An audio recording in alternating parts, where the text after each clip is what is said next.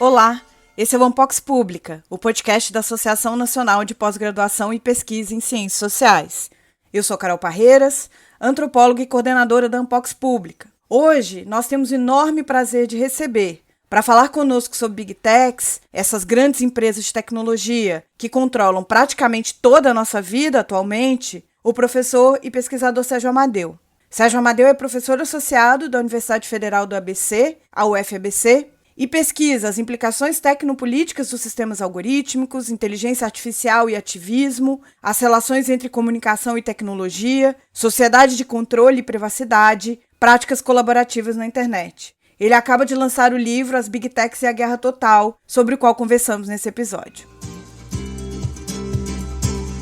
Sérgio, eu te agradeço muito por ter aceitado o nosso convite. E a minha primeira questão, eu tive a oportunidade de ler o livro e fiquei pensando que, para começar, acho que vale a pena a gente voltar um pouco no tempo e pensar nessa história, né, pelo menos a mais contada, a versão oficial, que a gente reproduz, né, da origem da internet, mas as próprias empresas de tecnologia, que hoje a gente vem chamando de Big Tech, e a gente sabe que o capital ele foi muito rápido em colonizar absolutamente tudo que envolvia a internet, né. Então, acho que seria legal para a gente dar um foco histórico também nessa discussão, se você pudesse falar um pouco disso para a gente. Primeiro obrigado, viu, Carolina, por esse convite. Para mim é muito importante poder trazer algumas ideias que, surgiram das pesquisas que eu venho fazendo há muito tempo, né. Eu estudo internet desde o século passado, né. E na verdade, eh, existiu um avanço da internet que foi muito ligado ao também avanço da liberalização, econômica no mundo, eh, do neoliberalismo, mas é muito difícil você estabelecer relação de causa e efeito. A única relação que a gente consegue estabelecer é que nos anos 60, né, ocorreu, por causa da disputa com a então União Soviética, os Estados Unidos reordena suas verbas de pesquisa, e a partir dessa reordenação, eles acabaram, abrindo espaço para vários tipos de pensamento tecnológico que foram assumidos, inclusive pelos militares, como, por exemplo, uma rede distribuída que não pudesse ser atingida num confronto nuclear, né. Então, eles pegam um paper histórico do Paul Baran, mas não Paul Baran economista, um Paul Baran polonês, um cientista da computação, que ele diz que só tinha 2 tipos de rede, uma rede centralizada e uma rede distribuída, como uma malha, onde, essa arquitetura é fundamental para a expansão da internet, que foi assumida pelos acadêmicos americanos, principalmente. Os militares ficaram um pouco apartados durante isso, então surgem várias comunidades de usuários de redes, e a internet vai se expandindo a partir da ideia de distribuição, né, de qualquer ponto você acessa todos os outros pontos da rede. Então era uma rede de pacotes digitais redundantes. Tudo isso vai sendo construído com uma grande participação de empresas, de comunidades de usuários, de acadêmicos. O Manuel Castells foi um grande sociólogo desse momento de construção da internet. Ele tem uma trilogia, né, que é a Era da Informação, tem o primeiro livro que foi muito importante para algumas áreas de pesquisa, que se chamou A Sociedade em Rede, ou Network Society. Ele explica essas sinergias que foram criando e que foram acompanhadas principalmente pelo capital de risco americano e pelos militares. Só que veja, isso está acontecendo ao lado de uma mudança muito grande na economia mundial, né. Então agora você ligar uma causa e efeito é difícil, agora você correlacionar esses fatos, sim, né. E aí, dentro dessa, vou chamar assim, esse uso disseminado de tecnologias informacionais, né, de tecnologias digitais, que vem avançando a partir da criação do chip, né, da revolução do chip. Tem uma pesquisadora de economia, neo-schumpeteriana, Carlota Pérez, ela fala: o epicentro da revolução, informacional é né, um aparato que se chama chip, né, e de fato é um chip que viabiliza você converter bits em sinais luminosos, em 0 e 1, e poder usar semicondutores, né, que é o nome não é nem um bom condutor, nem um péssimo condutor, ele é um semicondutor. Ele é ótimo para fazer essa transformação do bit em sinal luminoso para passar na velocidade da luz pelas fibras ópticas, né, que é o que viabiliza também a conectividade da internet. Então a internet passa a ser tão importante que ela vai gerando muitos negócios novos, né, e sabe que é interessante, quando entra o século XXI, 2000, 2001 e tal,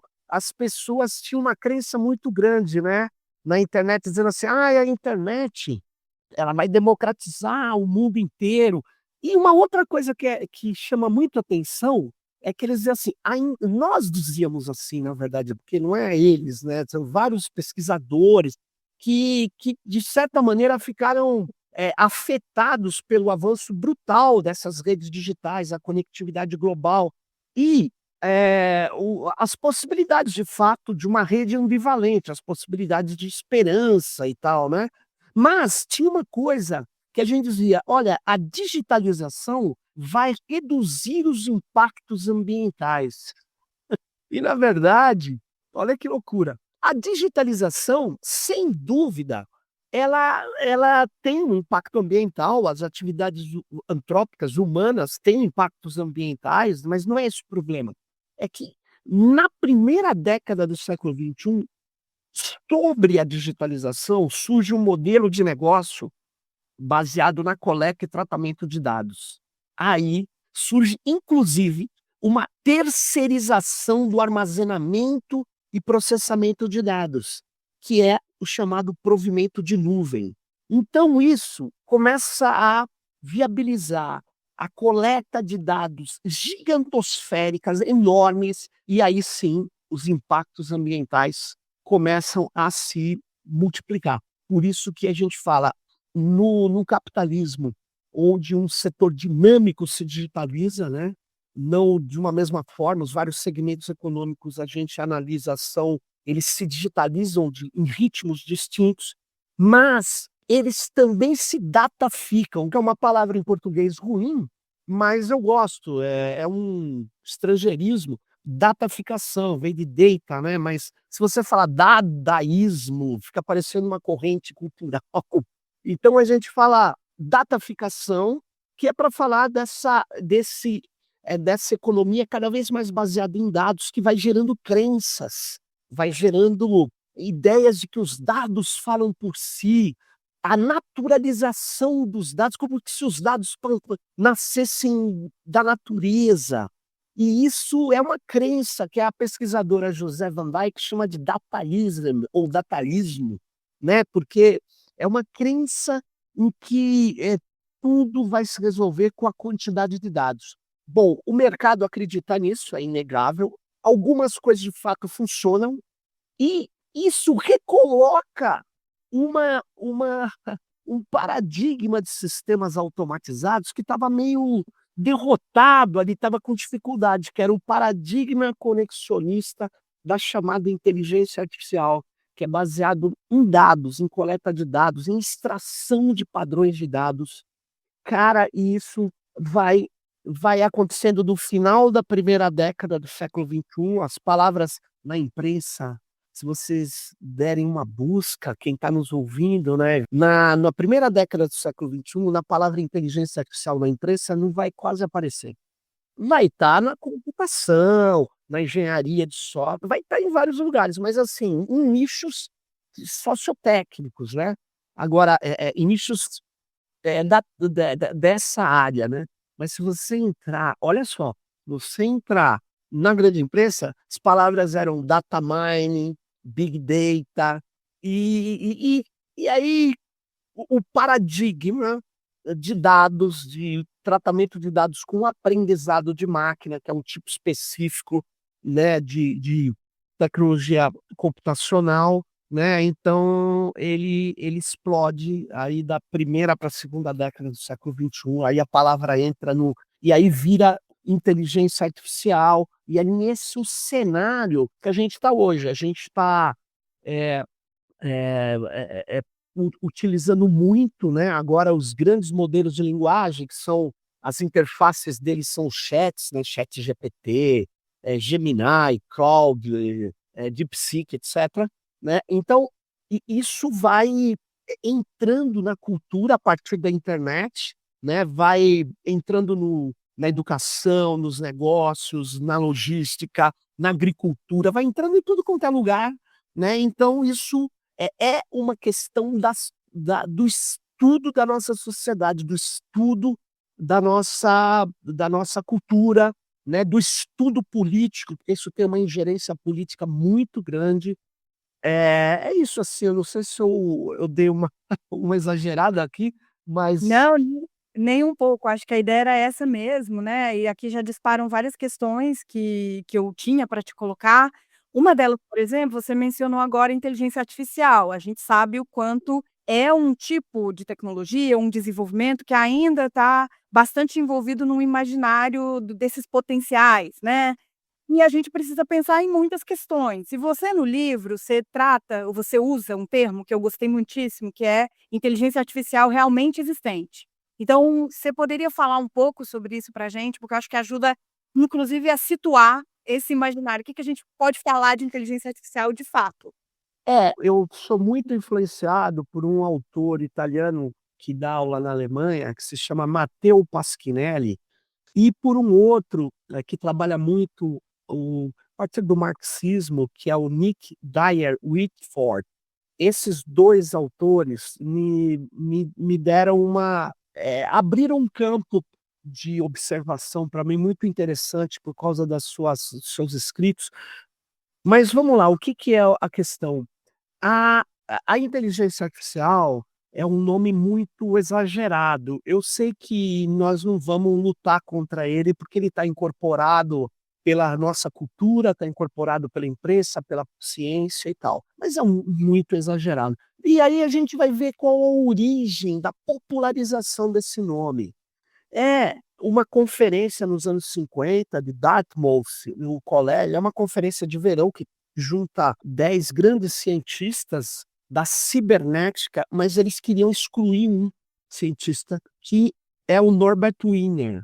O Norbert Wiener era um grande cientista da cibernética, de sistemas de comunicação e de controle, que é o foco dessa ciência. E o Norbert Wiener, ele tinha trabalhado projeto militar durante a Segunda Guerra Mundial, ele se arrepende, ele inclusive não entra no projeto Manhattan, que é o da bomba atômica, ele se distancia, e ele começa a dizer que existe efeitos nocivos dos sistemas automatizados, né. Bom, isso descontentava, alguns, cientistas, inclusive o McCarthy, que faz essa conferência, e aí ele chama de conferência de inteligência artificial. Isso se populariza e tal, né, na própria ciência. Mas o que nós estamos falando é de sistemas automatizados que tem vários tipos de abordagem, tem várias tentativas de fazer, máquinas funcionarem com, eh, a qualidade, né, de decisões de humanos ou decisões racionais. Então, você tem um paradigma simbólico que gerou sistemas, de IA, dos anos 70, 80, que do século passado, né, que são sistemas especialistas, você juntava todo um conhecimento, por exemplo, da medicina, de uma área da medicina, e criava algoritmos, que aplicavam, a lógica naquela base de dados e tentava ser inteligente, né. Isso teve vários limites, continua isso sendo usado, óbvio, mas tem vários limites, porque a inteligência ela não ela a lógica é um pedacinho da inteligência, né, então, ela não é a inteligência toda. E, resumidamente, com o avanço da internet, abundância de dados, um paradigma que vem também dos anos 50, das redes neurais artificiais, do perceptron, da ideia de que a inteligência se faz com conexões e que a principal qualidade da inteligência seria o poder de classificar e extrair padrões dessa classificação. E isso vai ser facilitado pela abundância de dados que a internet gera. Então, o dado, ele está lá, mas o dado ele é criado. Então, você cria um dispositivo para coletar esse dado, né? Então, dados e metadados. O Google faz isso. Tem um livro da pesquisadora Shoshana Zuboff, que chama Capitalismo de Vigilância, onde ela diz, segundo ela, né, o microeconomista Hal Varian, ele vai ser contratado pelo Google, vai virar economista-chefe, e aí ele já tinha essa ideia de dados, aí ele encontra aqueles engenheiros que dizem: olha, eu tenho uma abundância de dados aqui. E aí ele incentiva que se trate esses dados. Então, o Google vai usar redes neurais, e isso vai se espalhar e vai começar a pegar dados pessoais, extrair padrões desses dados pessoais. Então, o algoritmo que operava o Google era o PageRank, que fazia o ranqueamento dos links que iria aparecer como resposta à sua questão ali, à sua busca. Então é muito importante a linkagem, que você põe um link na terceira página ali, no centésimo tanto ordenamento, você nunca, em geral, não chega até lá. Então, eles tinham lá um método que era baseado em relevância e tal. Aí, como eles têm muitos dados dos usuários, eles passam a extrair padrões dos usuários e dar a resposta da busca do Google conforme cada usuário. Isso é uma coisa que vai ser usada com aprendizado de máquina, aprendizado profundo, e vai dando certo, né? E tanto é que ele vai virando um grande repositório, o grande concentrador de verbas publicitárias no mundo. Um grupo Meta depois, o Facebook, que vira Meta, também eles montam redes que atingem as pessoas em tempo real, conforme o seu padrão, conforme as buscas que elas estão usando. Então, o que acaba acontecendo? Nós estamos falando, não é de coisas inteligentes, nós estamos falando de sistemas automatizados que aumentam a produtividade de modo absurdo. E a inteligência artificial, as pessoas acham que é um software, que é um aplicativo que está no seu computador. Mas não, em geral, o que está no seu computador e no seu celular são interfaces para acessar esses sistemas, que são cada vez mais usam muito poder computacional, usam estatística e probabilidade para extrair padrões, fazer classificações, predições de uma massa enorme de dados. Então, eu gosto muito do termo do professor Landon Wiener e do Lois Mumford, que é mega máquina. Nós não estamos falando da inteligência artificial de um negocinho que está aqui na minha casa. Eu posso até ter um robozinho que tem um modelo embarcado, mas esse modelo foi treinado com um grande poder computacional. Muitas vezes ele está em conexão via internet com esses grandes modelos que estão rodando, fazendo inferências em estruturas gigantescas, data centers de hiperescala. Então, eu gosto muito quando o Matteo Pasquinelli fala: tem uma linha de montagem da IA que eu chamo de IA realmente existente. Você precisa de uma quantidade de dados, você precisa de algoritmos que vão extrair padrões, vão atuar estatisticamente, probabilisticamente sobre esses dados e vão criar um programa que se chama modelo. Tanto é que a gente fala treinar o modelo. Então, é muito louco essa situação, porque o mercado e muitas das ciências da computação entra nisso pelo seu vínculo cada vez maior com o mercado. Cria-se marcas fantasia e tal. Então, treinar uma IA, né, como se você tivesse treinando uma pessoa, né? Nuvem, como se os dados estivessem pairando acima dos territórios. Cara, é muito ruim e é muito ficcional, atrapalha a compreensão. Mas isso é o mercado não quer que você compreenda, quer que você compre.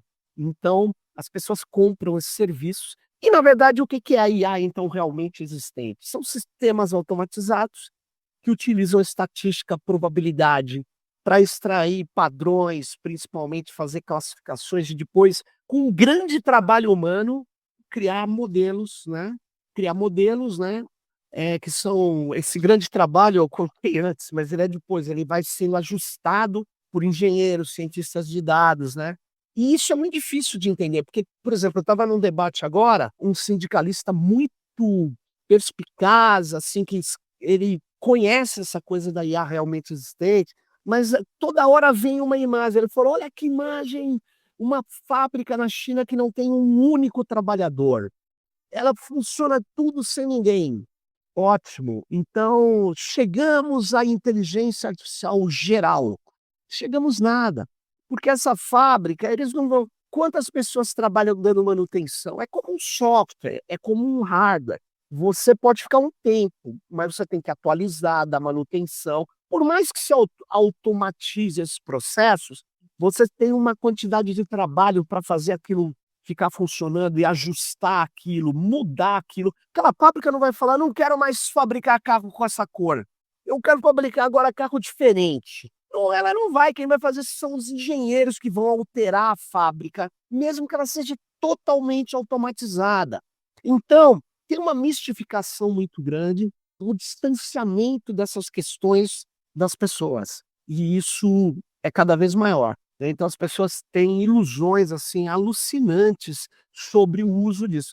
O Sam Altman, que é o CEO da OpenAI, que não é open, os nomes são fenomenais, mas eles em geral não são o que eles dizem.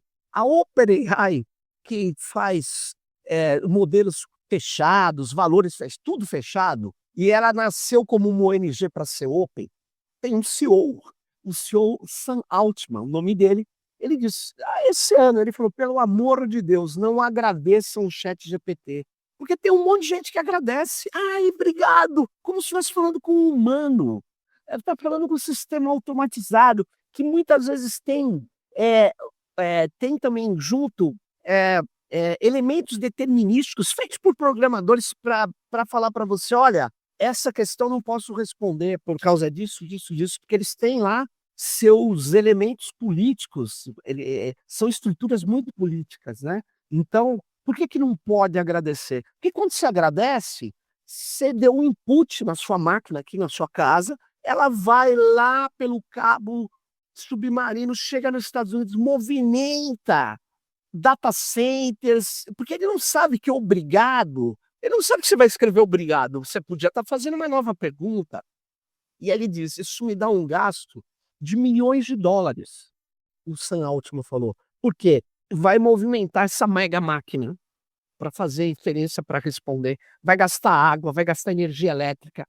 E isso está mais que claro, o impacto ambiental da inteligência artificial baseada em dados é bastante forte, o gasto de energia é brutal, você mede um data center não por quantidade de placas da NVIDIA, você mede pela quantidade de megawatts, né, que você pode, trazer de máquinas, porque as placas da NVIDIA vão se tornando cada vez mais eficientes, cada vez de um processamento maior, com menos energia. Aí você fala: "Mas então por que está gastando mais energia?" Porque é o paradoxo de Jevons, porque como baixou o preço, você compra mais placa para processar mais dados, e onde você economizou 20%, você está gastando agora 40%, então você vai, na verdade, gastar mais de energia, e é isso que está acontecendo. Então, resumidamente, eu diria que nós temos uma IA realmente existente, que é ou que são sistemas automatizados específicos, pode ter mais que um, mas numa IA que faz tradução, ela não identifica a biometria, são 2 treinamentos diferentes, não é geral, está muito longe disso. E se for um treinamento para ser uma IA geral baseado em dados, nós vamos explodir o planeta, pelo gasto de energia que se faz. Existem várias métricas, eu peço que levem muito relativamente essa minha afirmação, mas alguns cálculos dizem que uma pergunta qualquer no ChatGPT gasta o equivalente a 17 minutos de uma lâmpada LED de 10 watts. Então você veja O gasto de energia, segundo a União Internacional de Energia Elétrica, dos data centers, no ano passado, já foi equivalente ao gasto de um país como o Japão. Então, é uma coisa assim, fica parecendo que é tudo, né, é tudo digital, é tudo uma maravilha, mas o que é preciso dizer é o seguinte: nós estamos falando de coisas que são sistemas de elevação da produtividade. Sem dúvida nenhuma, eles melhoram a vida das pessoas, principalmente dos negócios, eh e eles trazem efeitos nocivos perversos, ruins, socialmente devastadores, e é preciso mitigar isso, é preciso conhecer isso. Não adianta só falar: "Ah, só tem maravilha, o mercado só traz", não tem. Por isso que eu uso o termo IA realmente existente. Sérgio, um outro conceito que você traz, né, e que eu acho que é importantíssimo a gente falar, são essas 2 ideias que estão correlacionadas, né, de complexo militar industrial dataficado e guerra total. E Sim. com tudo isso vem a ideia da dataficação, da plataformização, né, a existência dos data centers, que você já também comentou um pouco, ou mesmo toda essa base infraestrutural em nuvens. E à medida que eu ia lendo, para mim era e você dá alguns exemplos práticos disso, é impossível não pensar no que está acontecendo em Gaza e na maneira como essas tecnologias têm sido utilizadas como, maneira de tornar esse genocídio mais eficaz, né. E aí, à medida que eu, ia pensando nisso também, me vêm nomes como Peter Thiel e a Palantir, que são bem menos conhecidos, se eu falar Mark Zuckerberg, Sam Claro. ou Elon Musk, né. Então, eu gostaria, se você pudesse, que você comentasse um pouco desses termos práticos mesmo, né. O que que significa a guerra total hoje? Ou falar, como você traz, né, que é quase como se eles estivessem montando via essa infraestrutura toda que eu já mencionei, montando uma máquina de alvos. Eu vou começar pelo complexo industrial militar, aí eu chego na máquina de alvos e tento fazer essa síntese, você fez muito bem do que está rolando, né. Mas é assim, o Eisenhower foi um presidente dos Estados Unidos, lá dos anos 60, ele no discurso de despedida dele da presidência, ele usa o termo complexo industrial militar. Aí ele fala assim: "Olha, os Estados Unidos têm uma ligação entre indústrias, e as suas forças armadas, que faz com que todos os outros países do mundo falam: 'Pô, eu não tenho como atacar esses caras, eles são muito poderosos, são muito militarmente descomunais perto de todos os outros'". Ele fala: "Isso é bom porque garante uma defesa nossa, né, mas é ruim porque coloca em risco a democracia". Esse termo complexo militar industrial é exatamente isso. As Forças Armadas Americanas têm contratos com universidades e com indústrias, onde o grande exemplo do século XX é a Lockheed, que fabricava aviões, fabricava outras armas. Os militares muitas vezes traziam projetos, a Lockheed é que desenvolvia, faziam acertos, mas isso mudou. Vários acadêmicos passaram a usar a expressão complexo militar industrial, eh, e usaram de várias formas, né, e, por outro lado, eu quero mostrar, e a minha hipótese que eu tento desenvolver nesse livro, As Big Techs e a Guerra Total, é que o complexo militar industrial, por exemplo, compra armas, produtos, serviços dessas empresas, mas não traziam essas empresas na operação e na gestão da guerra. Eu compro um avião da Lockheed, eu não preciso que a Lockheed acompanhe meus ataques. Só que agora não, por vários motivos, não são um só, mas pela doutrina neoliberal também, pela ideia, de redução de custos e tudo mais, e pelo deslocamento científico também da ciência da computação, da IA, que sai as principais, vamos dizer assim, os modelos mais significativos, por exemplo, de aprendizado de máquina, desde 2014 não são mais feitos dentro das universidades, são feitos dentro das Big Techs, nos laboratórios das Big Techs. Então, o que que isso gera? Isso gera o seguinte, que as Forças Armadas Americanas, o Pentágono, que aliás mudou de nome, não é mais Secretaria de Defesa, é Secretaria da Guerra, segundo Trump. Ou seja, eles trouxeram as Big Techs para o coração da guerra, porque eles não vão replicar os data centers das Big Techs para rodar IA, para criar modelos. Eles vão usar o das Big Techs. Então, eles pegaram essas grandes empresas de dados, de IA, e trouxeram para dentro do complexo industrial militar. Isso é uma diferença brutal do que era antes.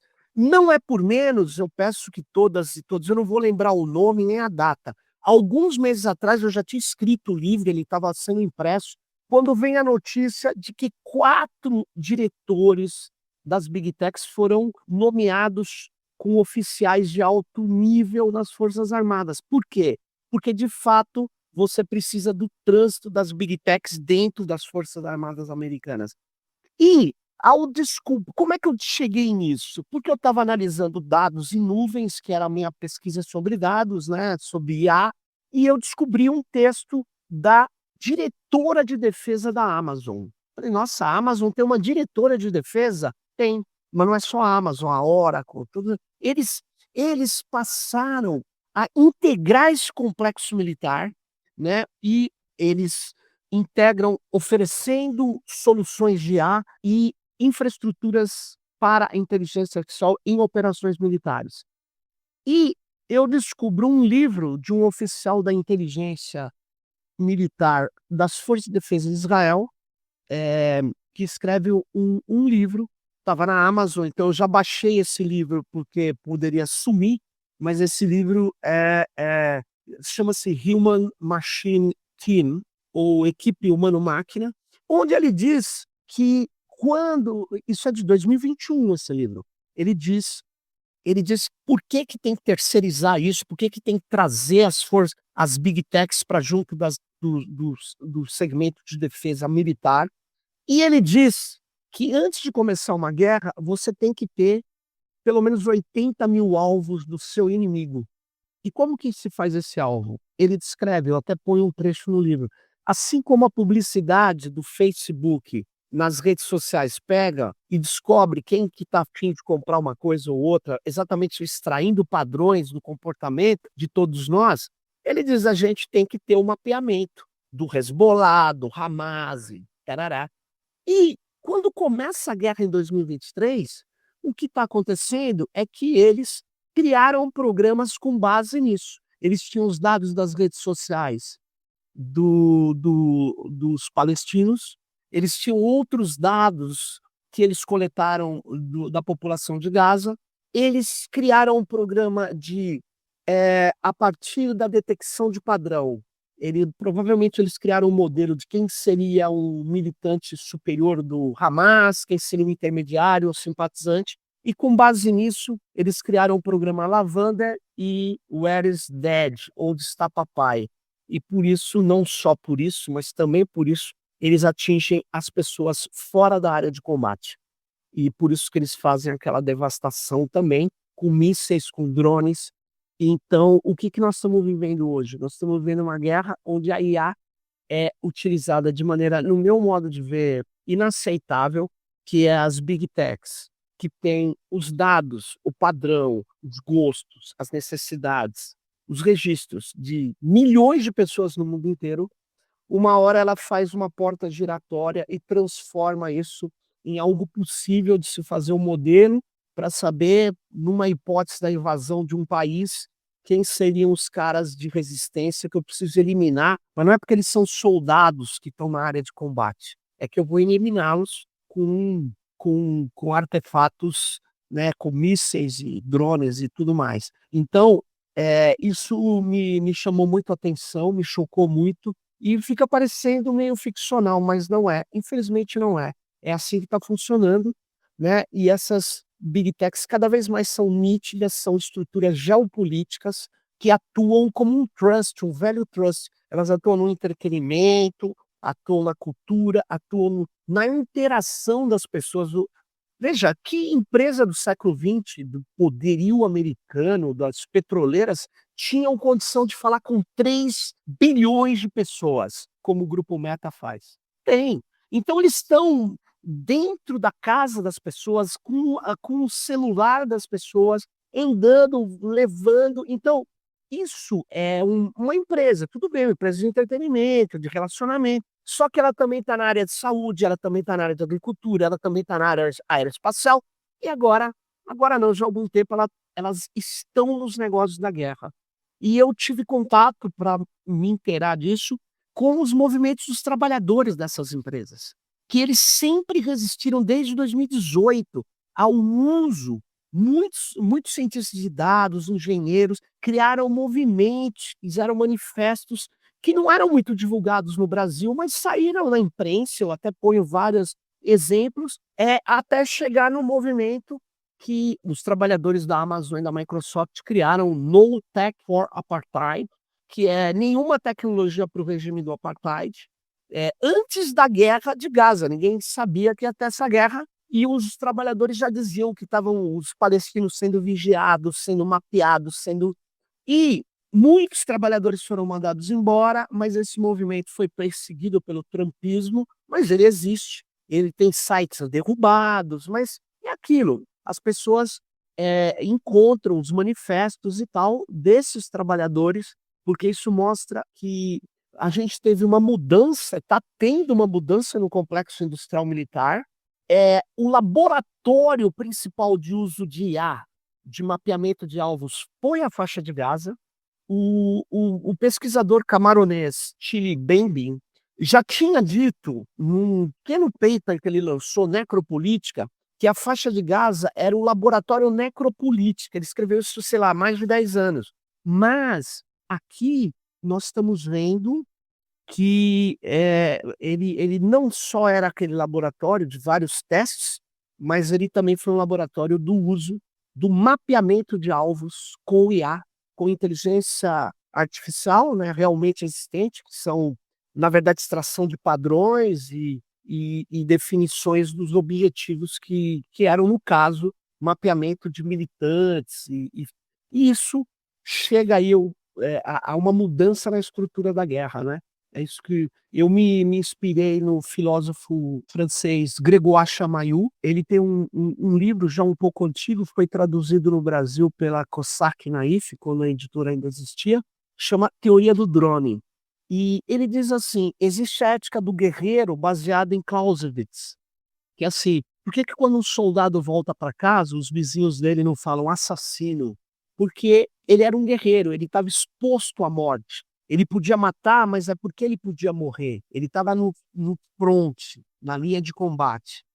Mas o drone, num primeiro momento, e máquinas automatizadas em geral, máquinas não tripuladas por humanos, elas trazem a lógica do caçador, do exterminador, não mais a lógica do guerreiro. Porque o cara está lá longe, está lá até nos Estados Unidos operando um drone que vai atingir uma pessoa com a sua família fora da área de combate, e alguém que está sendo perseguido.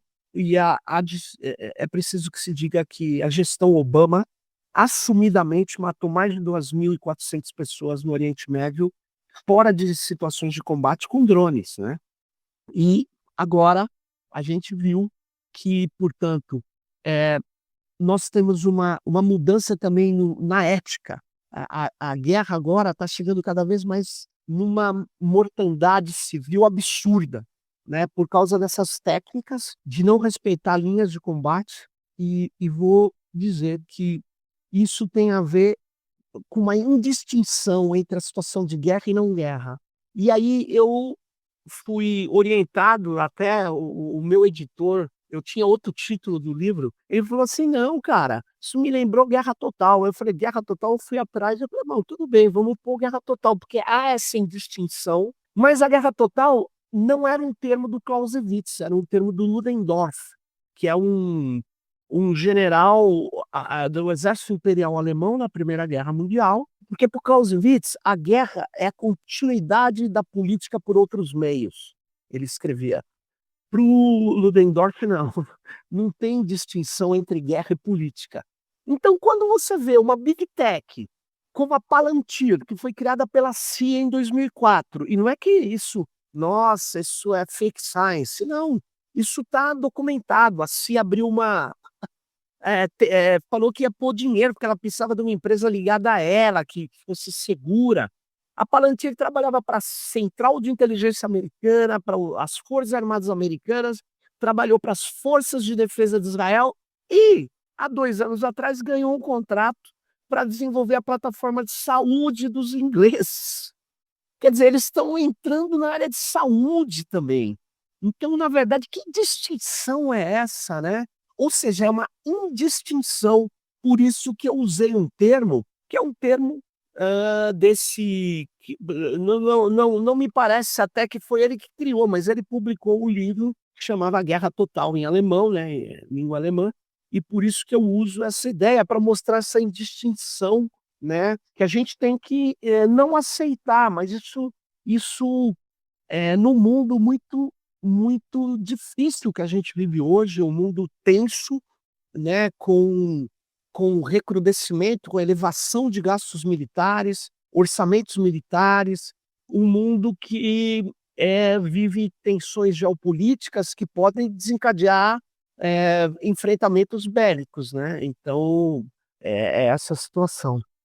Sérgio, uma verdadeira aula para a gente. E para a gente finalizar, eu queria retomar também um termo que você tem utilizado muito, né? Você tem inclusive um podcast que tem esse título, você tem um livro que foi publicado também, né, há pouco tempo com esse título, que é Tecnopolítica. E a gente começou o ano de 2025 com, primeiro, né, aquele vídeo que viralizou do Mark Zuckerberg falando das mudanças que o Facebook, o grupo Meta, iria fazer na moderação de conteúdo e na checagem de fatos.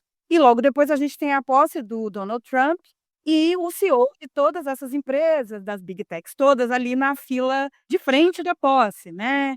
O que que você acha que isso tudo nos indica do que vem por aí? Sem exercício de futurologia. Olha, eu acho assim, o futuro ele até um jargão, né, mas é preciso que se diga, ele é decidido no momento que a gente vive, né, então no presente, mas o presente está muito turbulento, né, a gente está vendo um crescimento da extrema direita mundial, de pensamentos belicistas, de de pensamentos até a volta do eugenismo, né, um negócio que assustador, né. O Jason Stanley, que é um pesquisador de fascismo, né, que entende o fascismo como um processo, ele deixou, né, logo no início do ano, a universidade de Yale, que é altamente prestigiosa, e foi para uma outra também importante, mas ele saiu dos Estados Unidos, foi para o Canadá. E ao ser questionado, ele falou: "Eu estou vendo a construção do fascismo, né". Um neofascismo cada vez mais tecnológico, não mais corporativo, mas neoliberal. Enfim, é uma coisa assustadora o momento que a gente está vivendo. Mas o que eu gostaria de chamar a atenção é que existe um método que eu utilizo, né, e muito inspirado em alguns autores, mas é uma coisa assim que o Landon Winer, não só ele, mas ele trabalha a ideia da que a tecnologia ela pode carregar, portar decisões que são políticas e econômicas, né. Ele não foi o único a fazer isso, mas isso ele deixa muito claro no livro dele, não foi traduzido, mas se fosse seria A Baleia e o Reator, é um livro já antigo, onde ele traz e, portanto, essa expressão tecnopolítica, né. Mas ele também não é o único, a tecnopolítica foi tratado por outros autores e de diversas visões, né. Eu posso ver autores do marxismo ou a pessoas que são Foucaultianas ou que têm um epicentro mais nessa teoria ou nas abordagens Foucaultianas, porque falar que Foucault tinha uma teoria única é um pouco equivocado, mas ele tem uma visão diferente. Eu acho que, independente do seu ponto de partida, é preciso decodificar nas tecnologias, que são instrumentos de poder econômico, político, cultural, decodificar, extrair aquilo que são decisões, que muitas vezes são forjadas em controvérsias, para usar uma expressão do Bruno Latour, quando ele propunha uma antropologia simétrica, né?